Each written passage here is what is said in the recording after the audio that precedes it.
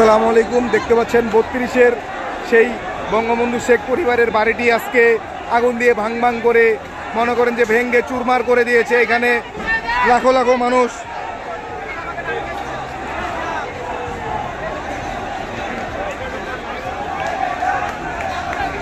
Minimum ভাই 2-3 লাখ মানুষ তো অবশ্যই হবে এখানে।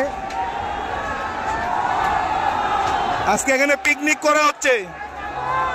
আজকে বাংলাদেশের মানুষ এখানে ঈদের মতন একটি আমেজ মানে উৎসব মুখর পরিবেশে দলমত নির্বিশেষে আরে ফ্যাসিস্টদের বিরুদ্ধে সবাই রুখে দাঁড়াচ্ছে।